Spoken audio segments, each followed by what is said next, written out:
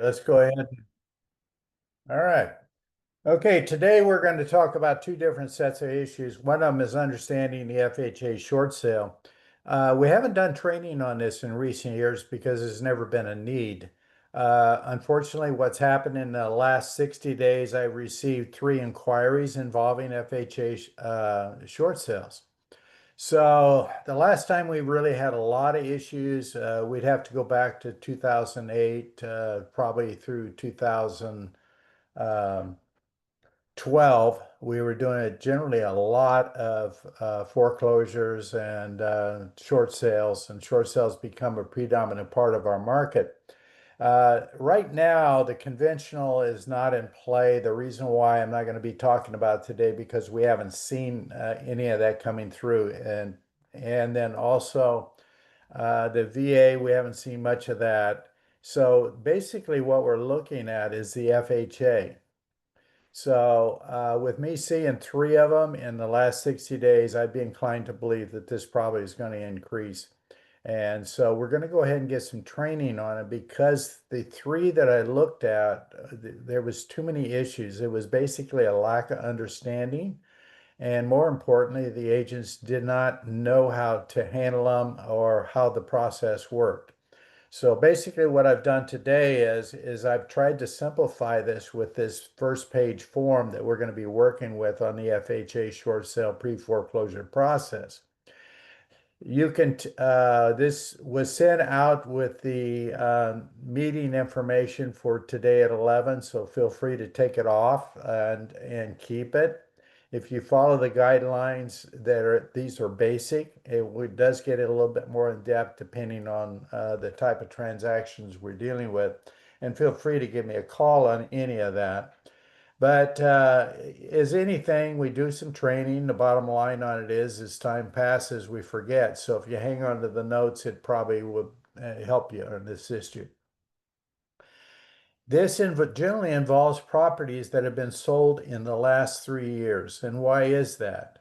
Well, prior to that, we didn't see a lot of FHA. FHA really wasn't in play. Most of it was conventional financing, cash transactions, but not much FHA. Then the FHA coming into play about 3 years ago to a greater extent. Not that it wasn't always there, it just didn't, it wasn't predominant in the market.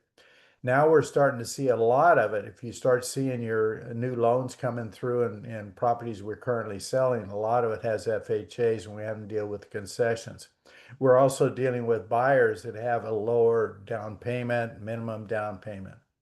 So the problem with the FHA program is it's a low down payment program.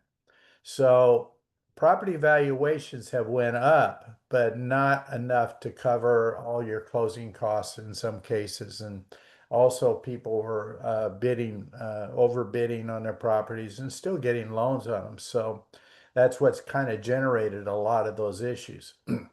Now, as I go through this, make sure you understand how this works. It's not generally about running out and getting the listing and then all of a sudden wait for all these processes to take place. That's not really how it works.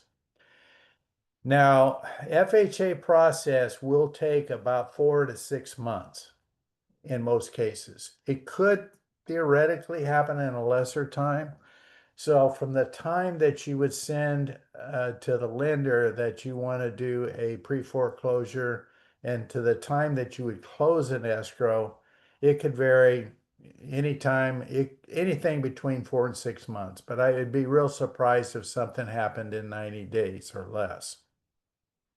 The owners will have, you know, they have made no loan payments or is 30 days in delinquent or they're actually they're in a pre-foreclosure situation or notice default. They historically don't know what to do with it. Agents don't know what to do with it because they haven't had to deal in this arena.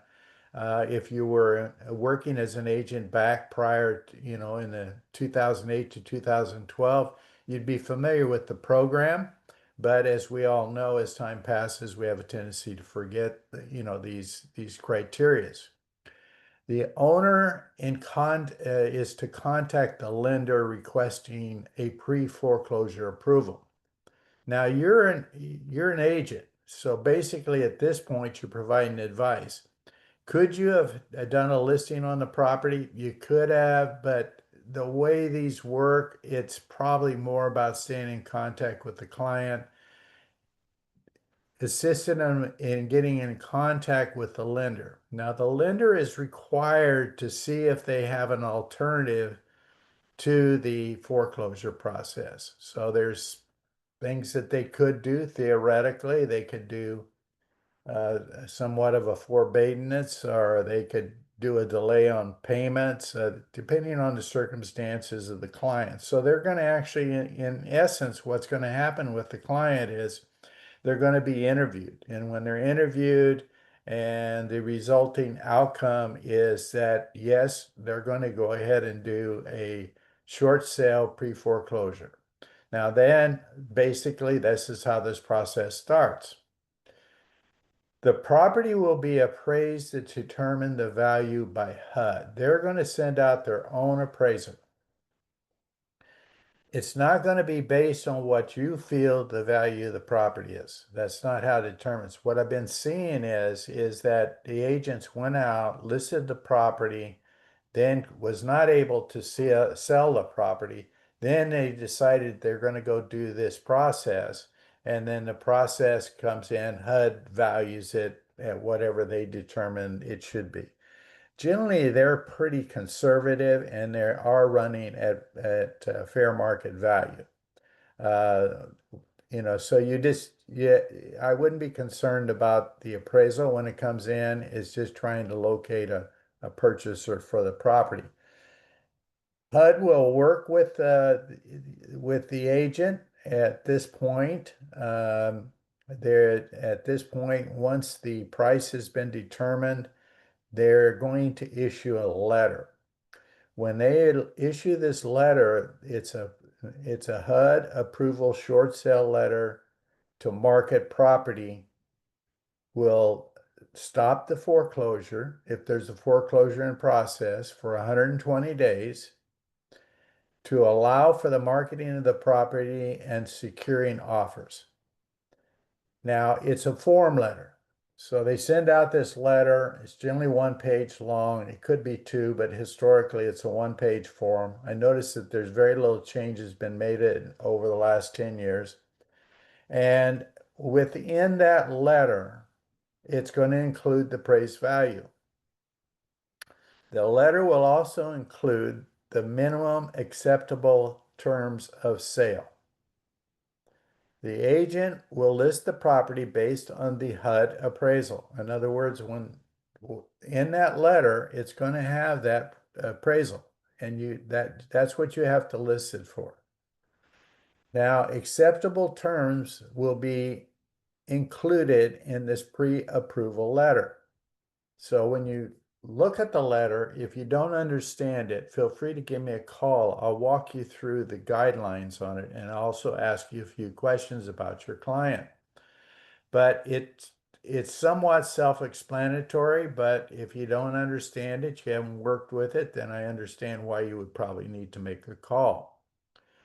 Offers will be submitted to the homeowner's lender for approval of the offer. It's not submitted to HUD.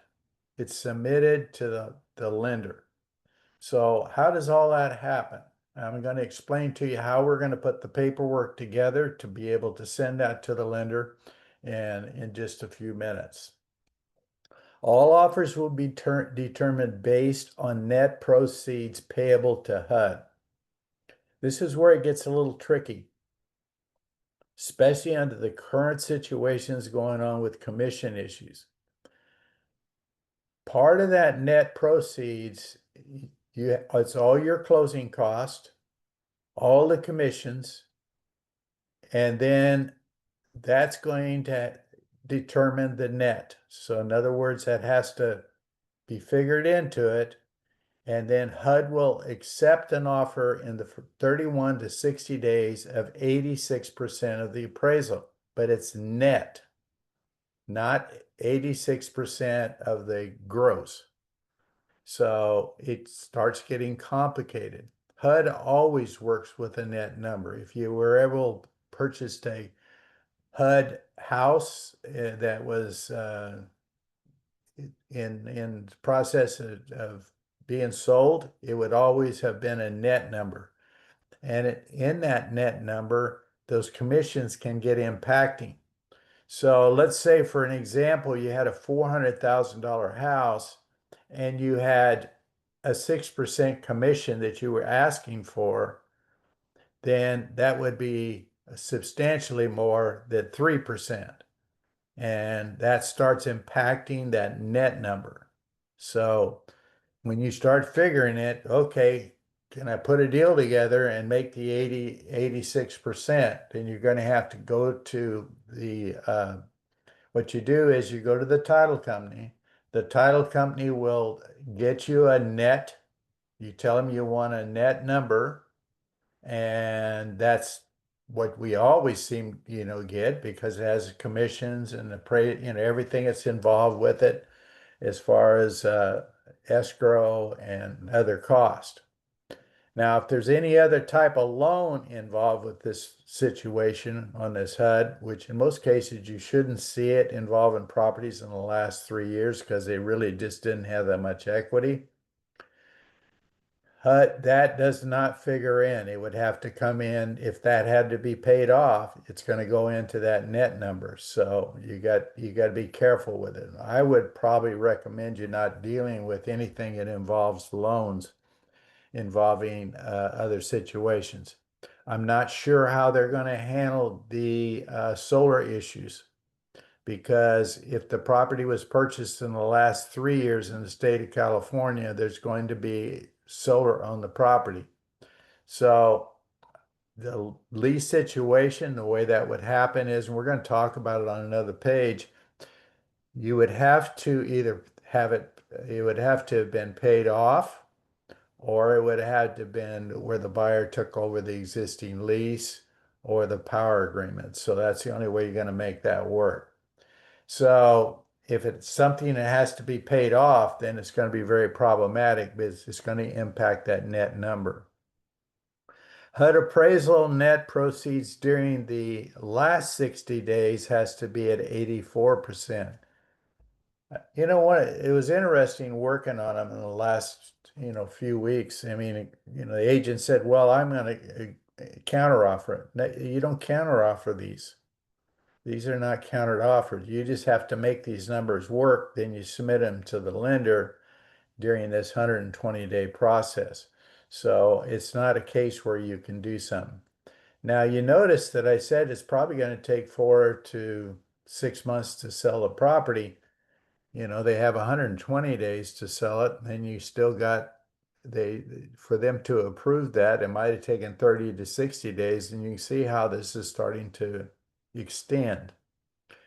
Now, what you're going to use once you meet those criterias and you're working with your client, and unfortunately working with clients with these type of properties, they think they're going to get a real deal. And this is not that far off the actual price of the property that HUD put on the appraisal. It's a few $1,000s difference. It could be more, but in most cases, not that much. Use your RPA contract form. So you're going to use your standard contract form. And then you use a short sale disclosure form. Now, the short sale disclosure form is a just basically providing information, but I'm going to talk to you about that form. We're going to submit it to the lender for approval. That's who ends up with it. But the addendum is absolutely critical. You have to have that when you're dealing with a short sale. Now, you're going to find working with other real estate agents, they probably don't understand the process because if they haven't been in the short sale arena in the past, they probably have no awareness of what needs to be done. They think that you can just submit an offer and say, "Hey, we're going to do a short sale," and they haven't got the pre-approval, pre-foreclosure process in play. So it's very important that you know that this process is starting to take place. And you can do this by just doing a contract, and you can write your contract saying it's submitted. It's conditioned upon them getting a pre-foreclosure thing within so many days. I would recommend 45 days is the way it works on the addendum and by default. So if you have the buyer and they're still processing the short sale on the other side, and maybe it's you have both sides and maybe you don't. But in essence, if that's going on, there is an allowance for 45 days. The first 45 days in the short sale addendum says basically you have 45 days to get an approval. After 45 days, then I can leave this contract. In other words, I don't have to move forward with the purchase if you don't have the document in play. The another thing is also is stipulated in there to make it extremely important. You have to have time periods, and part of the time periods is when the consent letter comes out saying, "Hey, we've approved this process and we're going to move forward as a lender," then normally your time periods would start then. So in other words, it would start at that point if you had a 30-day escrow or 45-day escrow, or whatever that might be, that's where that timeline starts. And then also the buyer's deposit would have to be placed in once that letter comes out stating that, yeah, we're going to move forward with this as a lender, and that would have to be placed in escrow. So that's why the addendum is extremely important. Now there is default settings on that. You could change it, but I'm going to leave it like this to keep it simple as possible because these things are complex. The short sale information and advisory, basically it's just a catch-all like we do with all our other advisory forms. It just talks about the consequences of a short sale and it could impact your credit and just, it's just everything involving that type of situation. So, do we have anything in chat or anybody have any questions about this segment of the process? There's nothing in chat right now, Bill. Okay. So if later on at the end, if you have any questions, we'll feel free to come back Peggy to. has sorry, Peggy has a question. Okay. What is- Hey Bob, what happens if, or Bill, I mean, if, they give the consent letter, but all this time lapses and then you've got more, back payments and stuff that have added up? Okay. What happens with the lender? They will absorb those payments if you meet the criterias on this HUD one. And because the customer's already in foreclosure, you don't have to, in that net number does not have to take in consideration the payments. More late payments, okay. Yeah. So in other words, if you had an appraisal, let's say for 425,000 and the met the criteria 86% of the appraisal, then the transaction would continue to move forward. So there won't be an impact based on they're not making payments on the property, or they're not making, another example could be they're not paying property taxes, or they're not paying uh, for the homeowner's policy. They're not paying any of those. So those are all absorbed by the lender. But as far as HUD's concerned, they're only interested in these numbers. Okay, thank you. Any other questions on that? Okay. All right, so let's move to the next page. And we're going to talk about things that I've been seeing and working with you as agents. You have to understand, I don't actively do sales. I'm working with agents on a daily basis. And so what we start seeing is things that are starting to change in the industry. Now with Sunrun, we're seeing where they have originated the solar system. In other words, Sunrun, everybody needs to understand Sunrun buys defunct solar companies. They do it for a specific reason because they want to do this, the sales upgrades and also the service. So, but Sunrun on their own product, in other words, that you have put a contract with them particularly. They are using a company called Goodleap LLC. It's not a traditional bank. I looked it up and I tried to figure out how it was working. They're allowing loans to be assumed by the new buyer with excellent credit. In other words, if you go out and you put an FHA loan on the property and there is for example, a Sunrun solar system on there and it's being handled by Goodleap, then they will subordinate to the new FHA loan. And that's always where the problem is with these solar owned systems. The lenders, they don't want to subordinate to a new loan. And the main reason behind that, they want to be paid off because some of them are very low interest rates, 2 or 3%. So that particular one, when you're working out here and working on transactions, if you come across this, then there's a possibility that if they've got good credit, that you can make this thing work without having to be paid off. So the basic question you ask your client is to, number one, provide you a copy of it. You need a copy of these contracts right up front, day one, because you're going to have to deal with them no matter what they are, unless they're totally paid off, and find out who originated the solar system. In other words, if Sunrun did the install, then we need to check and see if Goodleap is the person that's in there. And then if the client has good credit, that can be taken over.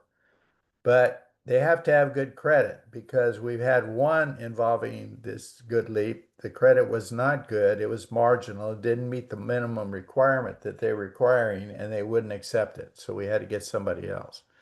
So uh, it's it helps you in some sense, and but in most cases the loan will need to be paid off. Now you can inquire about it, but my suggestion to you is take a look at it. If you don't understand it, feel free to give me a call because we're starting to see hybrids contracts with these different various companies that are making allowances that we did not have in the past. And it's just like any real estate market. When things start changing, sometimes, there's adjustments being made.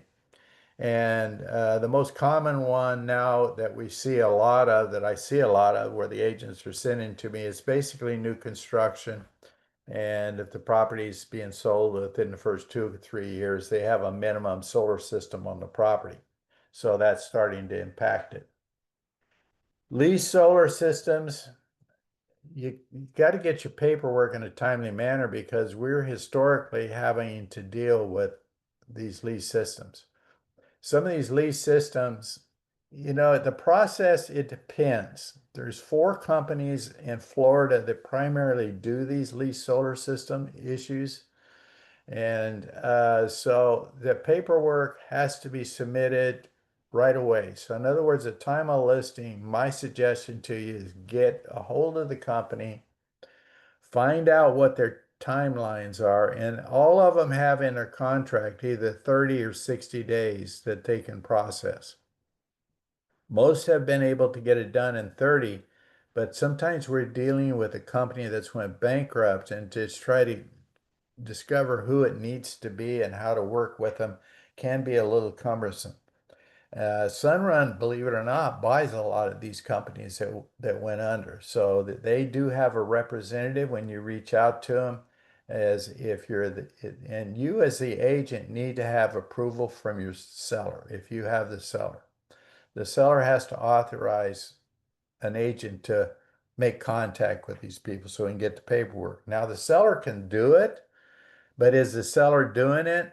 And unfortunately, they don't understand it, don't want to be bothered with it because they've been sold such a program that they feel, oh, that this is going to increase the value of my property, not in essence decrease the value. And I think everybody needs to understand solar historically will not increase the value. It could in some isolated cases where there's houses with swimming pools and their own systems. That could be a different set of issues because with swimming pools and two-story houses with a lot of with children and a lot of power being used, it could be a different scenario. But you just got to be careful with it. So we need to know what's going on with it. If you have difficulty understanding it, feel free to reach out. I noticed that some of the new solar contracts that are coming out are becoming a little bit more complex and not understanding why they're doing that, but this probably has to do with lawsuits and liabilities. Buyer requesting seller to pay off the lease. The payoff amount that we are seeing when we're working with clients is the remainder of the lease term. So it's not really practical, but I mean, you can request it if you have the buyer. You can say, hey, I need it paid off, but if there's a huge dollar amount tied to it, it could create a problem. I will tell you, trying to get a lease payoff in a house that's been sold in the last 3 years is probably not going to happen. It's probably going to be way too much. If it was something that was 8 or 9, 10 years old, it could theoretically happen because they paid 10 years on the lease program. The power purchase agreement.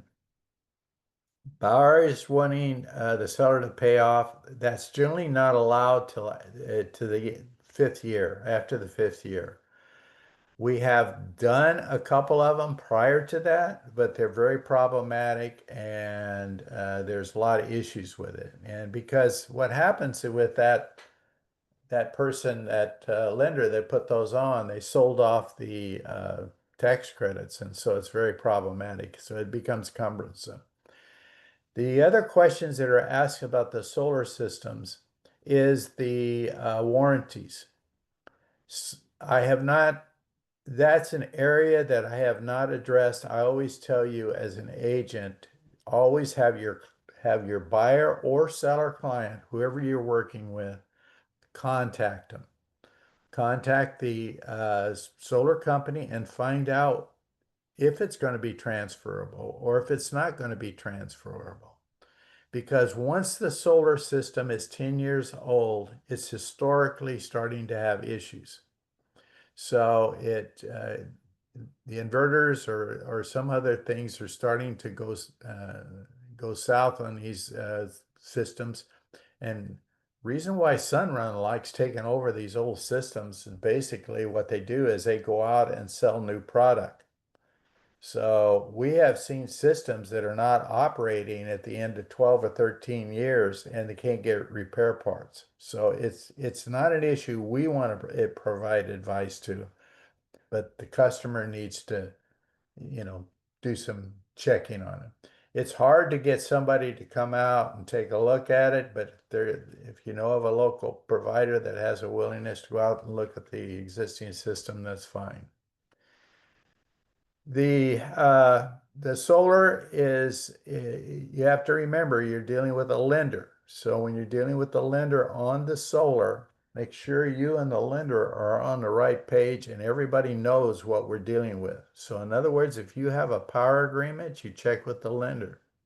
If you have a lease system, it's generally going to have to be addressed because of the payment structure. And if it's owned, it's not historically an issue at all.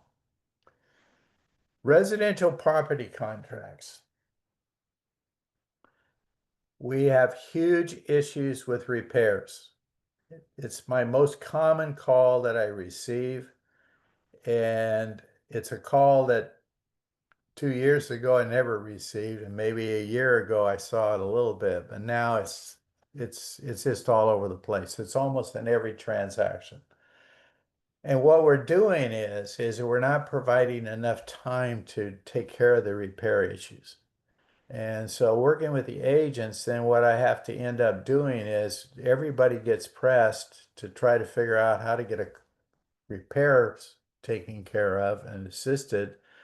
And if you have a 30 to 45 day escrow, you should, 45 is the best scenario. 30 can be done and get people in to take care of what needs to be done. The repairs need to be done. What I'm seeing is the repairs are not being done. And then we're having issues. We're having fall throughs, or we're having a lot of disgruntled issues with the clients, and it's just a problem. And repair issues, if they're denoted in the by a home inspector, and then we have a warranty company, a home warranty company involved, they're going to ask for a copy of that format.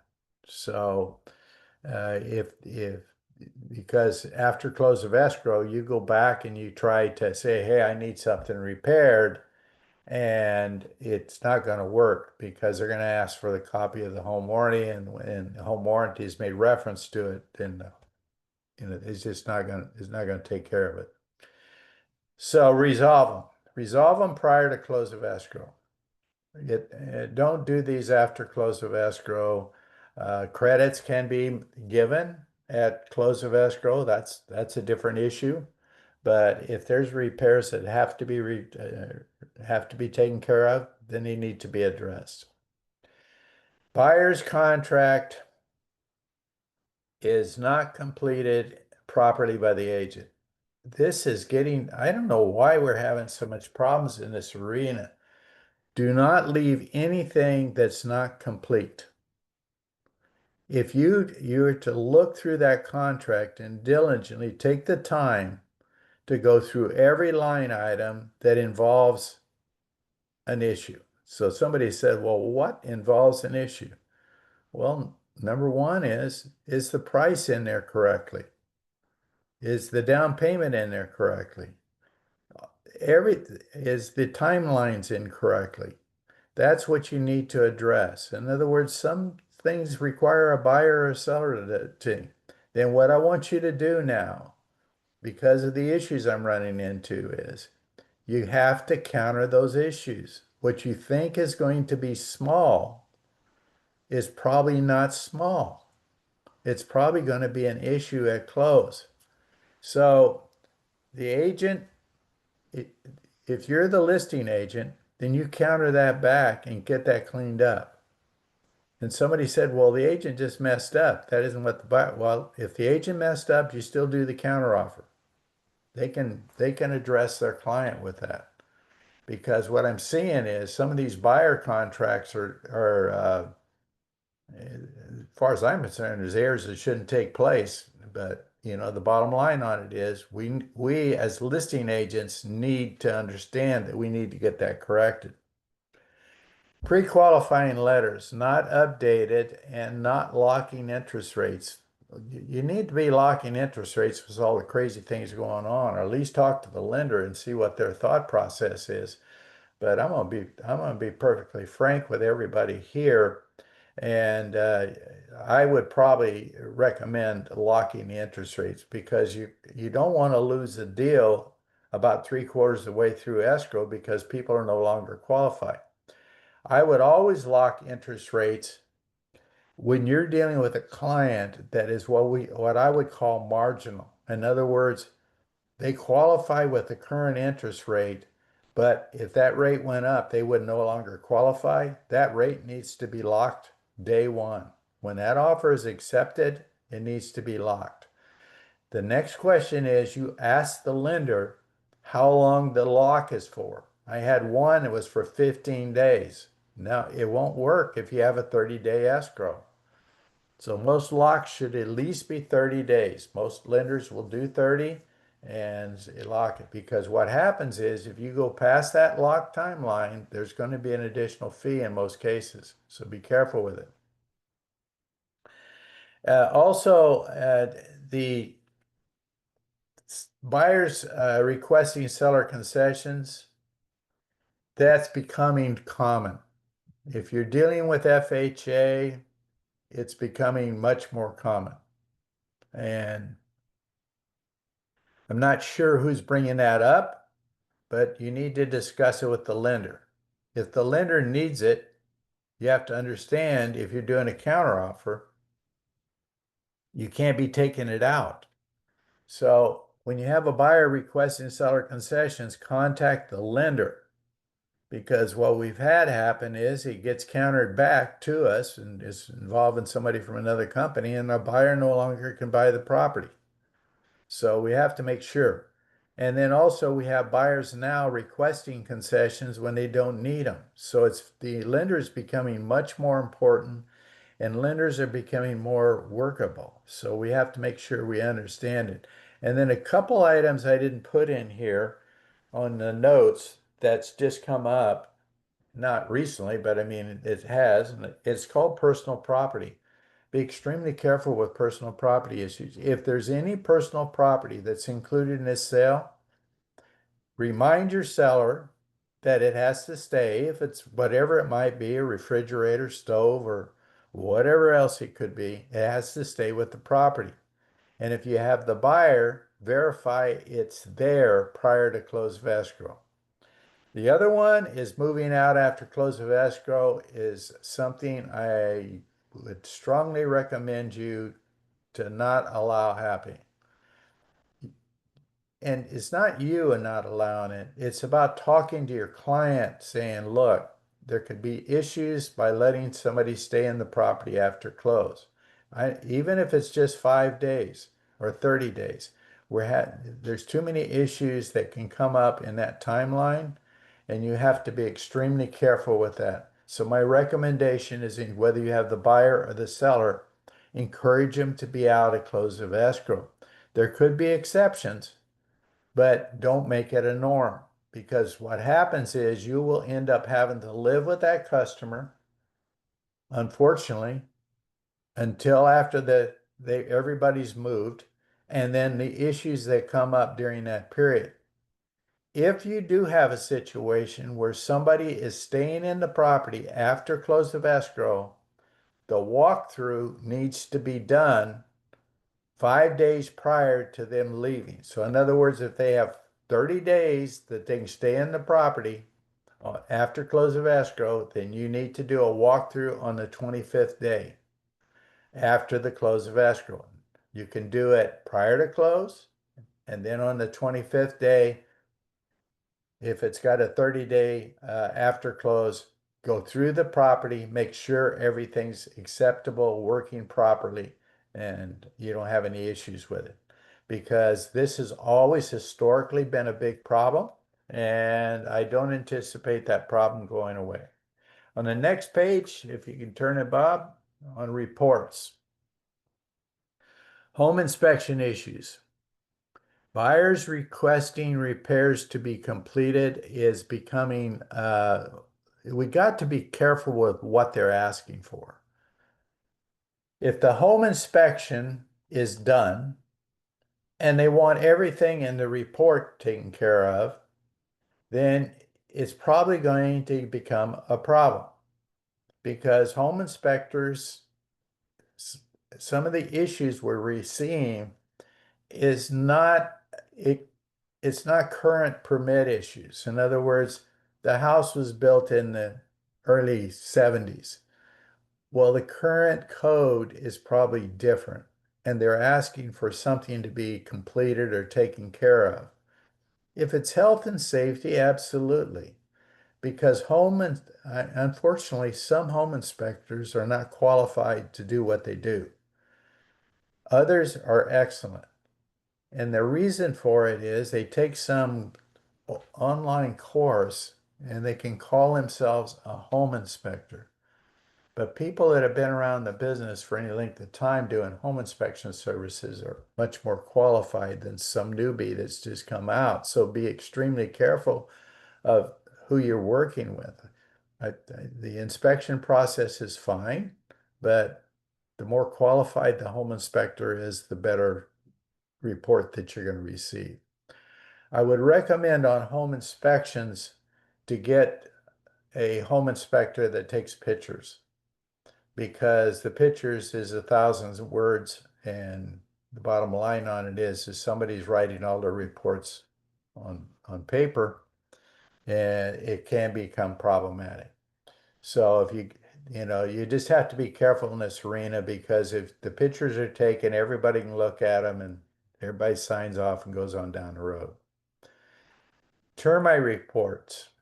I would I strongly recommend, with what we're seeing currently in today's market, you going ahead and do the termite report at the time of listing. You can generally get the client to do it. There's no reason why they won't do it. It's not that expensive. And then once you get that back, you know what the cost is going to be, and you can also provide it to the other side. So that can be considered when you're considering the net for your client. There's no surprises. And because clients do not like surprises, so I would strongly recommend that termite report to be done. Now, if it's a new house, I mean, maybe in the last 3 or 4 years, it's a different set of circumstances. But if it's an older home, you need to know what's going on with it. Roof and air conditioning reports are becoming more common. In other words, the home inspection is being taking place, roof report, whatever it is. In most cases, that's going to have to be, whatever's wrong is going to have to be repaired and fixed. The air conditioning units it depends on the year that they, come into service, but some of the older units seem to do quite well, and some of the newer units don't seem to do well at all that's been put out in the last 10 years. It's probably the quality of the product, but who knows? But we're seeing more issues in this arena. So just basically what I talked to you about today is I'm talking to you about things that we're seeing, what I'm seeing, working with agents and the issues we're coming up with. And so also when you're doing these reports and things are happening, sometimes these things overflow if we don't do them after close of escrow, and then we have to try to address them. So it's very problematic. And so you got to be careful with it. Buyer and seller issues. Buyer and sellers asking agent to reduce commissions. It's becoming bigger issue than I really thought it was going to be. You got to be careful what you're doing. If you got a $800,000 house and you're demanding a 6% commission, it's probably not going to go well. And oh yeah, I'm just the seller, and then the buyer they got to pay their own. Well, in most cases, we're not finding buyers paying anything. So be realistic about what you're doing. And most of this, what I'm seeing coming through is really around 5%. There's nothing wrong with you asking for 6. I don't have a problem with it. The company's policy is whatever they want to make it. But the thing of it is what I'm talking about is what I'm seeing actually happening. So, and the buyer agent is, believe it or not, historically requesting 3% on their side. So guess what happens? It creates a counteroffer. You as a listing agent, you're going to have to counter it back as to what your client is willing to pay in commissions. But it's not going well. I mean, I'm not saying you can't ask for it, but I'm finding the working with agents, if you're putting in a different amount, it seems to be working, but there's nothing wrong with it. But if you be extremely careful with it, because we are seeing multiple counteroffers. We're seeing multiple counteroffers coming in on these good properties. And if these properties have location, condition, hey, and they got the price right, you as a buyer's agent need to be real careful on your commissions, because you could cause that transaction to fall through. So if you know this property is getting multiple offers, you're probably going to be fine at a 2.5%. You should be fine with it, because guess what? Historically, for the last 6 or 7 years, 2.5 on each side has been pretty historical. But I'm not saying to do that, but you need to think about what you're doing when you're dealing with a multi-transaction where there's multiple offers coming in on a particular piece of property, if it's good quality. Buyers and sellers wanting to cancel escrow, that's, you have to stay in contact with the client. Most of the time I'm seeing where these wanting to cancel escrow, there's a lot of variables to it. So it's not one thing, but you have to stay in contact with your client to resolve any concerns or issues. If you grab it right away, you historically can solve it or find a solution. And it could be something where we had to reduce the price a little bit, or we had to deal with some other issues, or whatever it might be to make it work.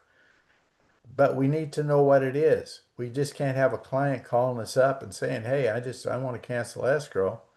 We want to know what's going on. So if you stay in close contact with your client, you're monitoring your escrow with the lender and everybody that's involved, you should get a feel for when this thing is starting to have some concerns. But if you're relying on your transaction coordinator to solve all the problems of the world, you're not paying them enough. So that's your job. That's what you need to be doing, and stay close to your clients. The transaction coordinator is a pusher of paperwork, and that's their primary role. Unless they have a license, then they can become more involved. Seller overpricing property or not wanting to reduce price, this is getting to be huge. Cancellations, price reductions are every day is more than what we get in listings. And same way with closings. The price reductions are substantial. You have to understand the motivation of the seller. Seasoned agents that have been in the business can work in any kind of market. It doesn't make any difference what type of market it is, because they understand the motivation of the seller to sell. It's the basic rule of the industry. If you're going to sell a piece of property for somebody, understand their motivation to sell. And sometimes you have to read into it with probing questions to try to get a better feel. Because if you can't get those price reductions, you're going to live with this person for 6 months or 3 months or whatever it might be your listing period, and you're not getting anywhere. So you're going to end up getting frustrated and spending a lot of time on things that won't work. So be extremely careful with that. Let's talk about fall through properties. Sellers are refusing to do repairs. It's a biggie, So we have to work with our clients. So at the time of the listing, what you need to be doing, if you know this is an older property, explain to them, we may have to be addressing repairs. And of course, the termite report, I would definitely be doing it. But if you know that there's cursory issues that's probably going to be addressed if you happen to be the buyer's agent, even though you're working for the seller, saying, look, we need to repair this, or we need to repair that. And if we do that, we can get a better value for your property. We get them taken care of. It could be paint, it could be a lot of issues. And remember, paint can be a serious problem. So my recommendation is have them do some cursory work, especially facade boards and stuff like that, that can improve the appearance in the front door. Properties are not making appraisal. That's going to be an ongoing thing. Unfortunately, what's happened is some price points, depending on the price points, are starting to see lower valuations. Some price points are still increasing. So when you see all those numbers, and we talked about it yesterday at the sales meeting, you have to narrow it down to your city, your location, and that's how you're going to have to determine value. You can't run it based on an overall state of California, Tulare County, or vice. You have to narrow it down, and you have those abilities within your MLS services. So the property not making appraisal, then my recommendation to you is get the valuation adjusted down to it. The reason for it is clients are not paying over appraisal in most cases. It's become isolated that they're doing that. And we are seeing a little bit of the multiple offer, highest and best, but those are not what I would call true counteroffers. It's kind of more like a fishing expedition, what somebody's willing to pay. But be careful with this. If it's not making appraisal, it's not making appraisal. Then let's get it because most customers have a good equity position in the property and we can make it work. Be careful with that when it's not making appraisal. They try to come after your commissions. I had that incident happen here not too long ago. So it, somebody said, well, how do I handle those commissions? It's already been predetermined. You're the listing agent. You agreed to do it for 3%. That's not part of the appraisal issue. I mean, but if you can't solve it any other way, it might be. But the way you have to explain it correctly to your client. Buyers not qualified to purchase, that's caused by interest rate changes and things are not, they're just not locked in. They don't lock the rate in. We hope that the lenders not made some serious mistakes when they were putting it together. The people we currently work with do a very good job in our local community. You have to be careful with some of these onlines. Maybe they didn't get all the information that was necessary. Sold listings. Here's what the local market has done as of the end of May. And this is year to date. Sold listings are up in the 300 plus markets. All these markets, it don't make any difference if Fresno, Bakersfield, wherever you might be. That 300 market up is holding pretty good. The pending sales are increasing in some market ranges. Now, when I'm talking about market range, I'm talking about a range, let's say maybe 400,000 or 300,000. It may still be alive in 500,000. But where I'm seeing the decreases is on the top end. In other words, the 800,000, the 700,000, the 600,000.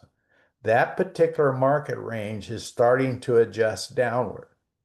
And what it does is it starts putting pressure on the 500 market and the 400 market because they get down into another market range. Make sure you understand that. Make sure you understand that if you're on a high-end property and there's a lot of availability of competing properties, then you're probably going to be in for a long haul. Now, price decrease, when you're doing a pricing adjustments, you got to be careful with how you do that. So the time on the market is increasing, of course. We know that. And the days, it can vary from range to range. So some ranges are going to be less than others and some are going to be more. But don't lump everything together. Don't lump the whole city of Fresno or Bakersfield or Visalia. Don't lump it together on those timelines. Those are just indicators. Certain price ranges are going to take longer. And it's generally a high-end product that it's just got a lot of special features, might take longer. New listings are up year to date. That's not going to change. That's going to continue the rest of this year. I don't see an adjustment in that. It hasn't adjusted since first of the year, and I don't anticipate that. I don't do projections. I just look at what's in front of me and what it is today, and I don't have any crystal ball. But the bottom line on it is it just doesn't appear it's going to change.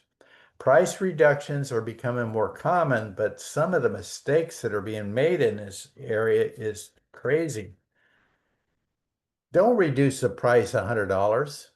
Don't reduce it $1,000. You know, it's just not going to work. If you have a $10,000 overpriced property and you know it, then you take 3 comps out to the customer in the geographical area and sit down with them. This is not about calling the customer. I'm saying, hey, we need to reduce it $1,000 or 10,000 or 20. You need to sit down with them and go over it. Understand what you're dealing with. So make sure they understand. Somebody said, well, it's a waste of time. It's not a waste of time. What you do is you just keep reminding them. Eventually the message gets across. It's just like anything in life. Sometimes you have to remind people more often. Now, what happens here is we want to try to avoid price reductions. What we want to do is we want to get it right from the start. Because if the property's overpriced, we want to know what the motivation of the seller. Now, you can get price reductions on an overpriced property if the customer's moving out of the house in the next couple of weeks and the property is going to be vacant. They're going to become more aggressive because they still have to make payments. Fall through sales, they're increasing. And the reason, it is what it is. It's the market we're in, it's part of what we're dealing with. And so we just have to understand that we got to deal with it. It's not the end of the world, but it definitely impacts your commissions. I understand that, and I absolutely can relate to it because of the years that I sold. But a fall through, what I want you to do is as soon as you know it's falling through, get the paperwork, get it canceled, get done what you need to do. And if you can't you can't solve it. Sometimes you can call me and we'll talk about it, kick some ideas around, but in most cases, they're not solvable.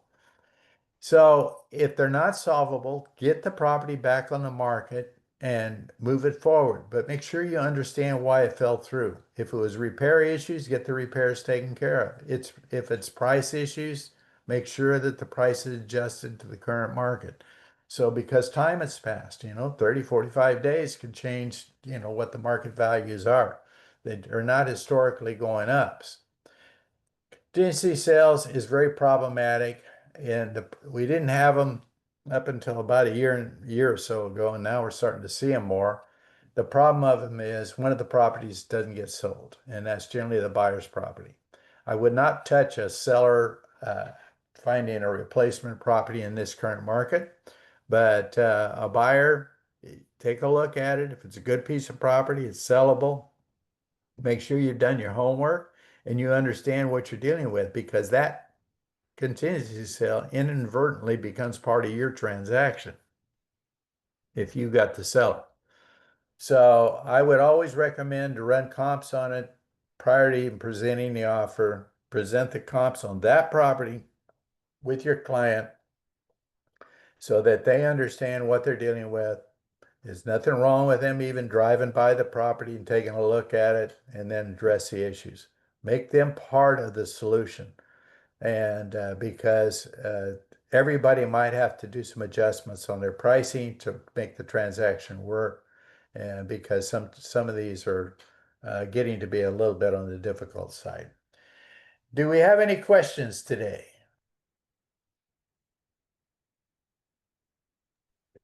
Nothing in chat. All right. Well, everybody have a great week.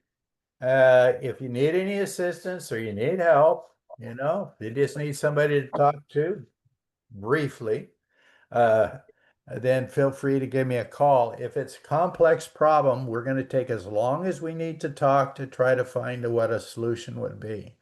So if it's just a general call, I can generally answer those rather rapidly.